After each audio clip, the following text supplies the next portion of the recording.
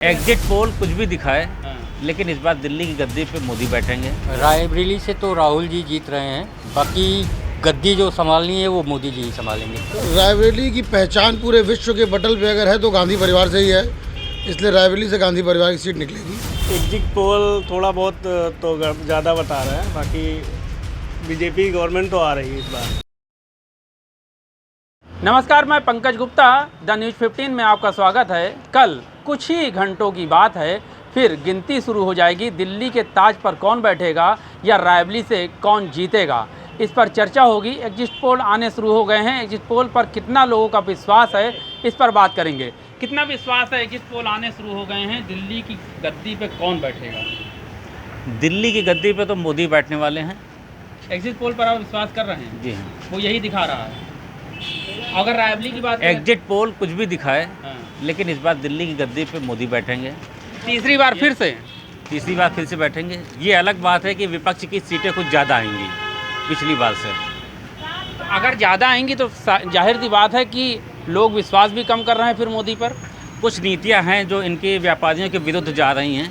Medium class का व्यापारी बिल्कुल परेशान होता जा रहा है, उस पर मोदी सरकार कुछ नहीं ध्यान दे रही है। और फिर भी जो है आप सरकार मोदी की बनी के ऐसा मान रहे हैं? कुछ काम हिट में हुए हैं, इसलिए मोदी को चाहते हैं। रायबरेली से किसको जिता रहे हैं? एग्जिट पोल बता रहा है कि भाजपा जीत रही है, क्या बताते हैं? रायबरेली से तो राहुल जी जीत रहे हैं, बाकी गद्दी जो संभालनी है वो मोदी जी ही संभालेंगे। देखिए, गद्दी दिल्ली की मोदी को ही मिलेगी, भले ही रायबरेली से गांधी परिवार का कैंडिडेट चुनाव जीते। क्यों मानते हैं आपकी गद्दी मोदी जी को मिल रही है? जी, इसमें कोई दो राय नहीं, गद्दी तो मोदी जी को ही मिलनी। और रायबरेली की अगर बात करें तो रायबरेली की पहचान पूरे विश्व के पटल पे अगर है तो गांधी परिवार से ही है, इसलिए रायबरेली से गांधी परिवार की सीट निकलेगी। अच्छा, अमेठी बगल में है। अगर इस बार बात की जाए स्मृति ईरानी की, तो कितना टक्कर दे रही हैं स्मृति ईरानी केएल शर्मा को? कांटे की टक्कर है, 50-50 का रेशियो है। सीट केएल शर्मा जी की भी निकल सकती है और स्मृति ईरानी जी की भी निकल सकती है। अभी इसमें कुछ कहा नहीं जा सकता। मतलब अटका है, कांटा भी अटका हुआ बिल्कुल है। कांटा अटका हुआ है। लड़ाई आसान नहीं है। आसान नहीं है, बिल्कुल नहीं आसान। क्यों ऐसा क्यों मानते हैं आप कि अमेठी में लड़ाई आसान नहीं है? क्योंकि स्मृति ईरानी तो बड़ा चेहरा है केएल शर्मा के आगे। चेहरा बड़ा होने से नहीं होता है, काम करने से होता है। अमेठी की पहचान जैसे रायबरेली की पहचान कांग्रेस से है, गांधी परिवार से है, वैसे ही सेम अमेठी की पहचान भी गांधी परिवार से ही है।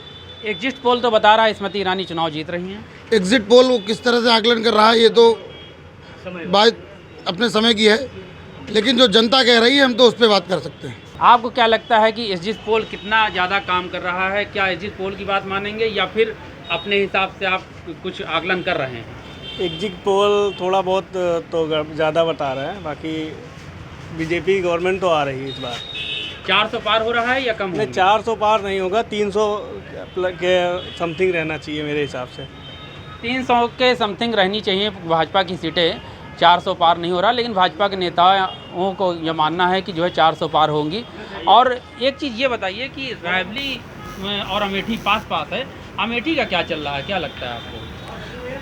अमेठी में स्मृति ईरानी पिछली बार से जो जीती हैं, लेकिन उन्होंने वहाँ की जनता की कहना है कि वहाँ पे उन्होंने वो कार्य नहीं किए जो ज़रूरतमंद है। जनता की जो ज़रूरत है वो कार्य नहीं किए उन्होंने, इसलिए कुछ जनता उनसे खफा भी है। अच्छा, तो क्या केएल शर्मा टक्कर दे रहे हैं इसका मतलब? बिल्कुल टक्कर दे रहे हैं। देखिए, ये रायबरेली की जनता थी और इन्हें ये लगता है कि एग्जिट पोल जो बता रहा है उसमें कुछ ना कुछ मोदी की सरकार बनने की उम्मीदें बन रही हैं। लेकिन रायबरेली की जो बात कर रहे हैं तो रायबरेली में राहुल गांधी चुनाव जीतते हुए नज़र आ रहे हैं, ऐसा यहाँ के लोगों का कहना है। फिर भी मोदी के ऊपर विश्वास है, लेकिन यहाँ पर लोकल कैंडिडेट जो हैं उनको लोग मान नहीं रहे कि वो चुनाव जीतेंगे।